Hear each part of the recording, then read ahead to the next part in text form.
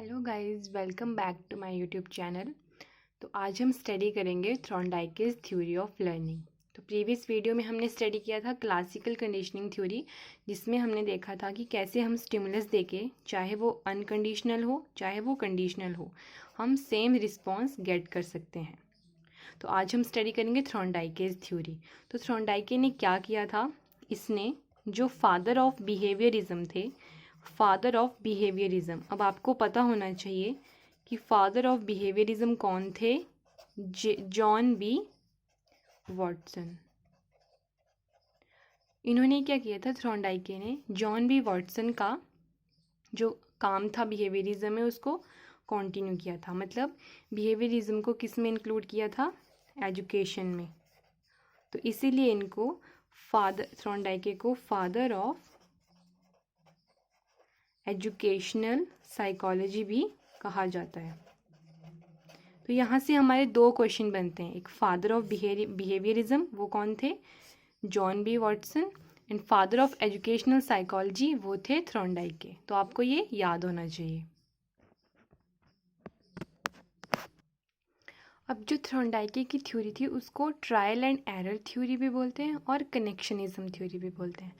Trial and error means जब भी किसी भी ऑर्गेनिज्म या फिर किसी भी इंसान को नए इन्वायरमेंट में कोई नया काम दिया जाए तो वो उसको फर्स्ट टाइम पे अच्छे ढंग से नहीं कर पाएगा। ट्रायल करेगा, मतलब बहुत बार ट्राई करेगा, बहुत सारे एरर भी करेगा। लेकिन जब एक पॉइंट आएगा, मान लो उसने फर्स्ट टाइम पे कोई 5 या 6 एरर किए, तो सेकंड टाइम में वो सोचेगा कि नहीं, मेरे से ये गलतियाँ हुई हैं, उन पे वो वर्क करेगा, वो उन गलतियों को वो कम करने की कोशिश करेगा, मतलब वो उन एरर्स को एलिमिनेट करेगा। तो जब वो ऐसा करते करते जितने ट्रायल लेगा उस तो एक पॉइंट ऐसा आ जाएगा कि वो अपने सारे एरर्स को एलिमिनेट करके एंड में एक करेक्ट जो है वो वे ढूंढ लेगा उस काम को करने का। तो इसी के बेस पे जो है वो ट्रायल एंड एरर जो है हमारी थ्योरी वर्क करती है। तो इसकी भी एक स्टोरी है, आप इसको एज ए स्टोरी सुनना। फिर इसके जो हैं वो थॉर्नडाइके ने आगे कुछ लॉ दिए हैं, लॉ जिनको हम लॉज ऑफ लर्निंग बोलते हैं। मतलब कि जो लर्निंग है उसको हम कैसे इफ़ेक्टिव बना सकते हैं, उसके लॉज दिए हुए हैं। तो पहले थ्योरी सुन के, स्टोरी सुन के हम उन लॉज को डिस्कस करेंगे। तो इसमें क्या स्टोरी थी, इसमें एक पज़ल बॉक्स बनाया हुआ था थॉर्नडाइके ने। उसमें जो है वो एक उसका दरवाज़ा जो था वो लीवर के साथ, जो लीवर था उससे कनेक्टेड था। मतलब अंदर से कोई लीवर प्रेस करेगा तो वो दरवाज़ा खुल जाएगा।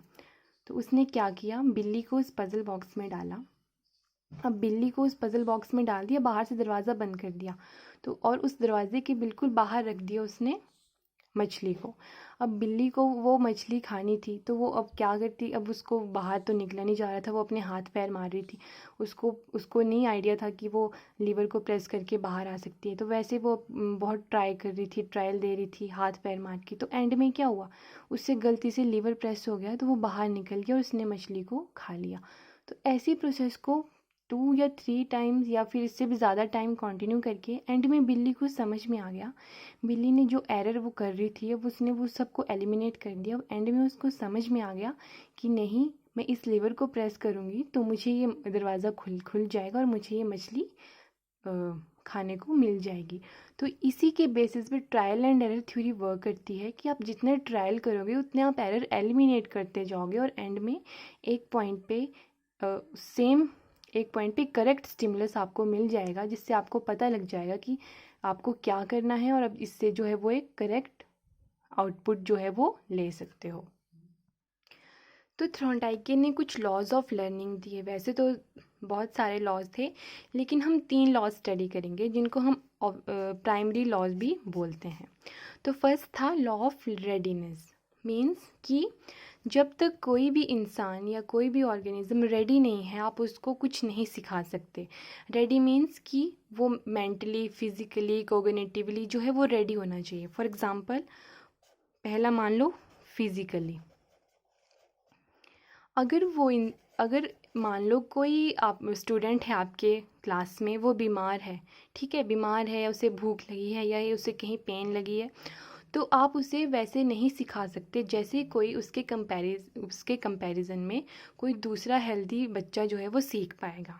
तो फर्स्ट आ गया कि रेडी मतलब रेडीनेस होनी चाहिए स्टूडेंट में या फिर जो सीख रहे हैं उनमें, ताकि वो अच्छे से सीख सकें, वो रेडी होने चाहिए। तो अगर फिज़िकली वो ठीक नहीं हुआ है तो वो नहीं सीख पाएगा।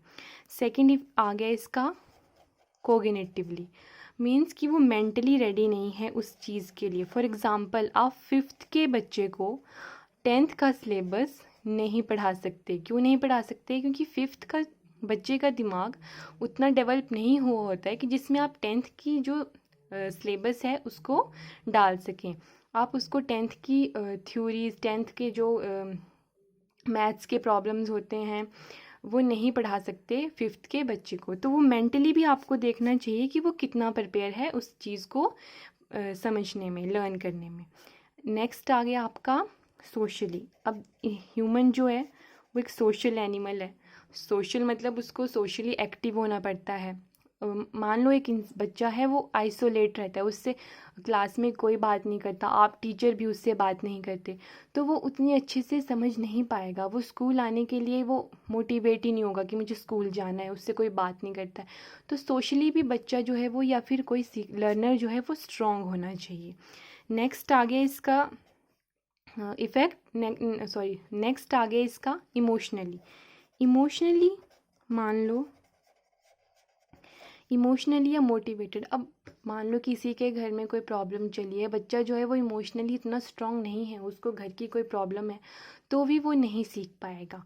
तो थ्रोनडाइके ने ये लॉज दिए कि कोई रेडी नहीं है तब तक आप उसको नहीं सिखा सकते। आपको उसका कोई भी एस्पेक्ट प्रॉपरली, उसका वो कोई भी एस्पेक्ट से रेडी नहीं है, फिज़िकली वो स्ट्रांग नहीं है, कोग्निटिवली नहीं है, सोशली नहीं है, तब तक आप उसको उस इफ़ेक्टिवनेस से नहीं पढ़ा सकते।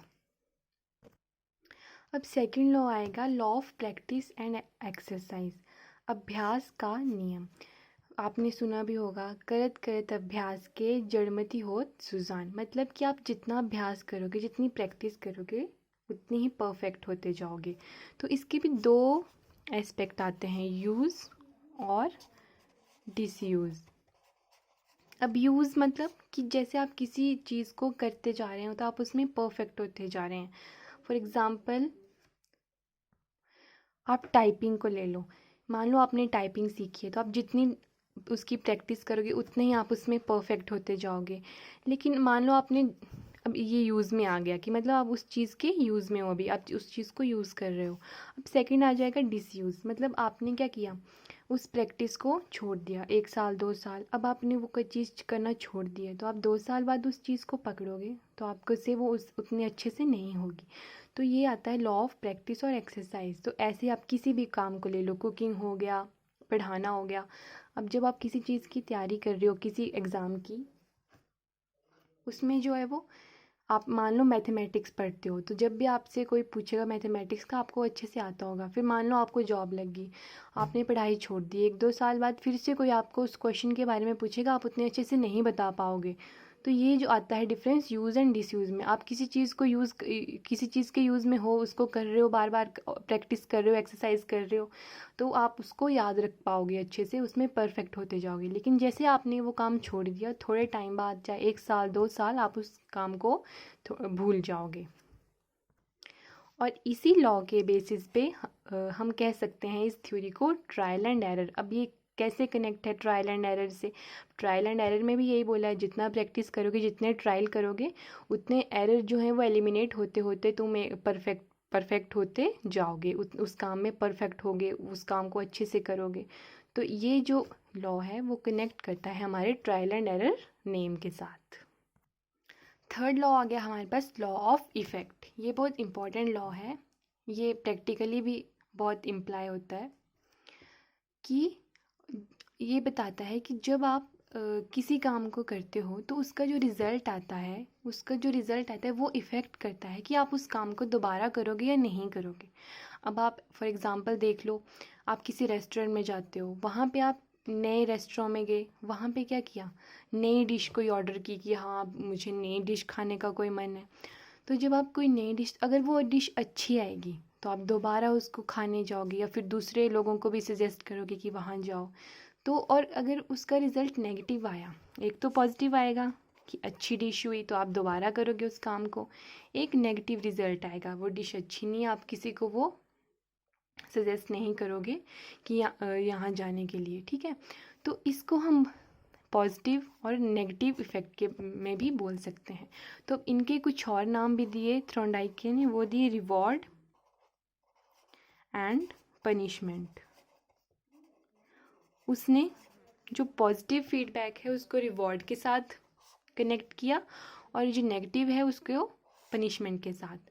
तो थ्रोनडाइके ही पहले बिहेवियरलिस्ट या फिर साइकोलॉजिस्ट थे जिन्होंने रिवॉर्ड और पनिशमेंट को एजुकेशन के साथ जोड़ा। अब पनिशमेंट ये नहीं कि उसने पनिशमेंट वर्ड या रिवॉर्ड वर्ड को बनाया, रिवॉर्ड और पनिशमेंट तो पहले भी होते थे, रिवॉर्ड मिलते थे, पनिशमेंट मिलती थी, लेकिन थ्रोनडाइके ने क्या किया, इसको किसके साथ जोड़ा, एजुकेशन के साथ, कि अगर आप कोई अच्छा, ये फिर उसी में आ गया कि अगर आप कोई अच्छी, जैसे बच्चे अच्छा परफॉर्म करेंगे उनको रिवॉर्ड मिलेंगे, अगर वो अच्छा नहीं परफॉर्म करेंगे उनको पनिशमेंट मिलेगी। पनिशमेंट में आ सकता है कि पनिशमेंट में कुछ भी हो सकता है, लेकिन फिज़िकल पनिशमेंट जो है वो आजकल अलाउड नहीं है। तो रिवॉर्ड और पनिशमेंट को उसने ऐड किया। अब बच्चे भी कई बार ऐसा करते हैं कि अब उनको पता होता है उनको रिवॉर्ड मिलेगा तो वो अच्छा परफॉर्म करने की कोशिश करते हैं। तो लॉ ऑफ इफ़ेक्ट जो है वो यहाँ पे काम आता है कि कोई भी काम हम तभी दोबारा करेंगे जब हमें पता होगा कि उसका पॉजिटिव रिजल्ट आया या नेगेटिव।